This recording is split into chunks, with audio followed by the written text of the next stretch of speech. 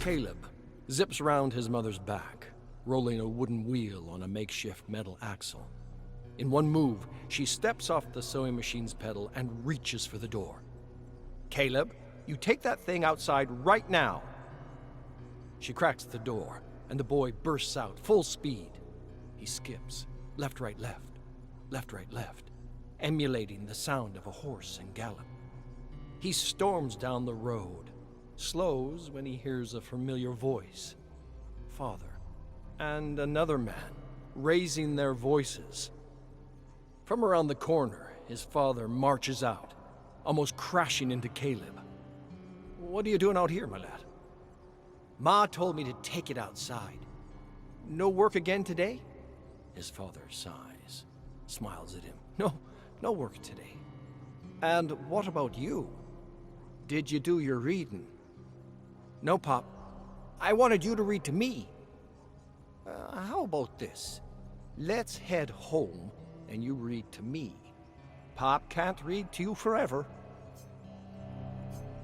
The axe falls again, but the log does not split. Despite the biting cold, sweat drips from Caleb's brow. "Put your back into it, Mabukel." Caleb glances at his father, exasperated. He looks at his father's own back, bent and broken from years of grueling labor. He bites his tongue. Caleb takes one more swing and finally splits the log. He throws the pieces under his arm and takes his father's arm with the other, leads him into the home. His mother lies in bed. He checks her forehead. The fever's finally breaking. She's sleeping peacefully, so he tucks her in and feeds some wood to the fire. Fills the hot water beside the bed, adjusts the copper rod he set up to warm her blanket.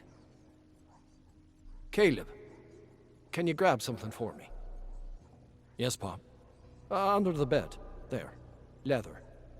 Caleb looks, finds it, drags out a light leather apron. Loops across its belt. All empty, save for one. A rusty old wrench. "What happened to your tools, Pop?" "I sold them years ago, my lad. Weren't doing me no good out here. Better to feed you than have them rotting under the bed." Caleb passes his fingers over the wrench.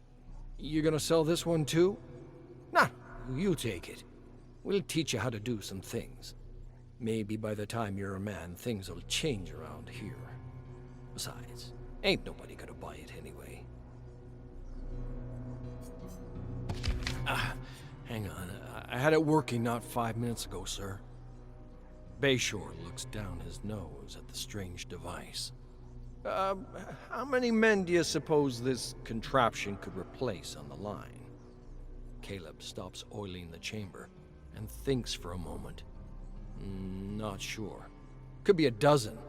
More important is that it never makes a mistake. Gives you the same result every time. Come inside, Mr. Quinn. Let's talk in here." Caleb follows his boss into a lavish office. He looks at the enormous desk with its miniature train and its glass globe. Desk probably costs more than everything Caleb owns. He slumps into the seat across the desk. "Mr. Quinn, I think you're a bright young man, positively bursting with potential. I've stuck my neck out quite far keeping you in our employ. That's because I expect big things from you. I want you to think bigger." Sorry, sir." No need to apologize, young man.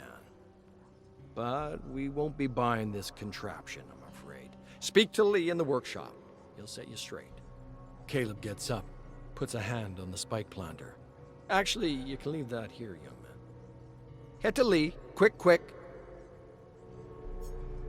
Blood pours out of Bayshore's stomach, spills out onto his carpet. His face is a swollen, broken mess. He spits out a tooth, looks Caleb straight in the eye. "You'll hang for this?" It's enough to bring Caleb back from the rage that had subsumed him. He'd come in here to confront Bayshore.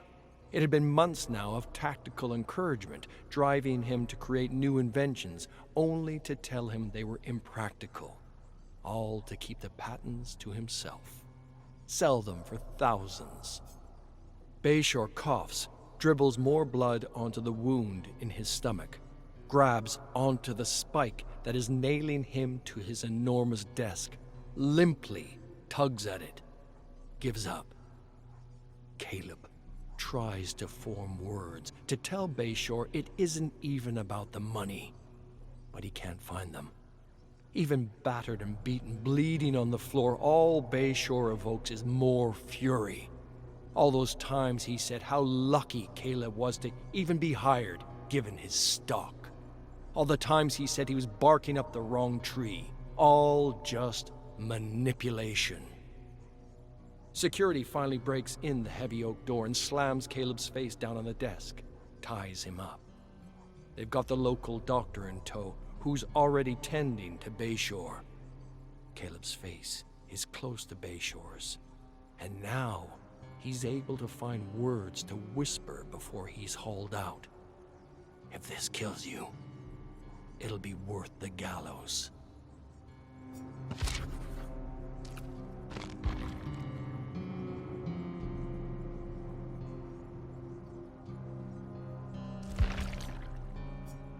You're kidding. They're just gonna let us free. Not free. But we can work time off our sentences. Just gotta bring in some bad guys. A guard cuffs them one by one and leads them out of their cells to the warden's office. They sit in the Spartan room, and the warden briefs them. A month off each your sentences for each man you bring in. I want 'em alive. Think of this as your penitence. What's to stop me from just going on the run? Caleb turns to Declan, looks him dead in the eye. That ain't how this is gonna go. The warden hands Caleb a paper. The three look at it intently. Rory slowly mouths the words on it. It's been slow going, but Caleb's reading lessons are starting to take. Colorado. Ain't that pretty far? Few days ride, take some horses, a few dollars for necessities along the way. Head out today. If this works, we'll see about getting you more men. Caleb commits everything on the page to memory, places the sheet in his pocket. The three rise from their seats, eager to get to work. Now, one more thing, Quinn. I had to pull a few strings, but I was able to get you this. The warden places his spike gun on the table. Declan looks at it and is barely able to stifle a laugh. Hell you call that, Chief? Death to Bayshore. The Hellshire gang rides behind him, uncharacteristically quiet, even Declan. It had been many days on the road, and they were exhausted.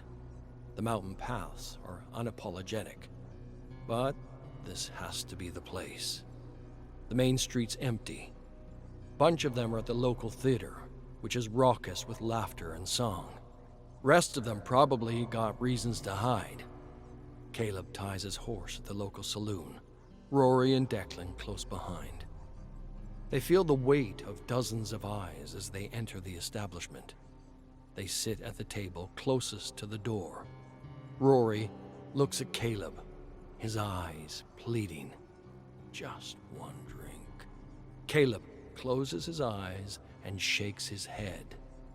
Business first. You folks visiting or just riding through?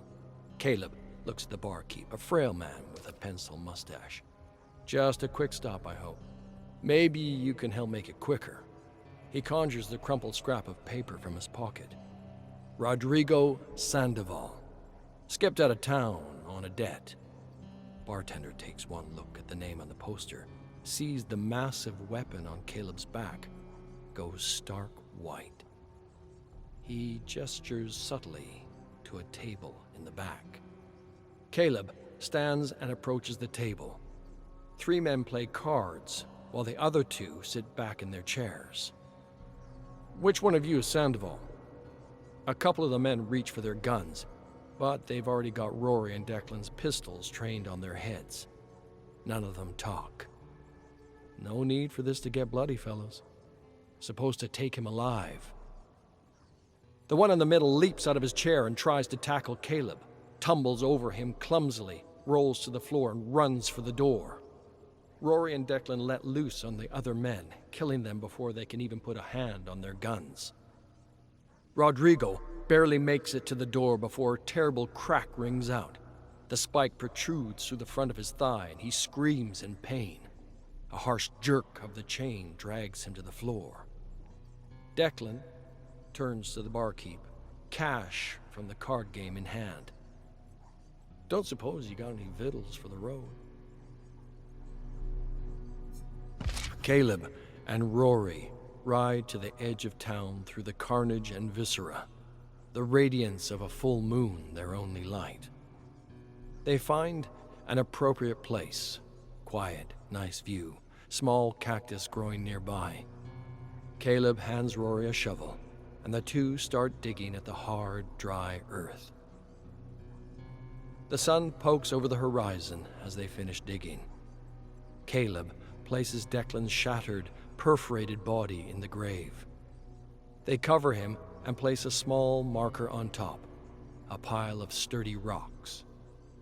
Rory coughs, perhaps from all the gunpowder, perhaps choking back tears.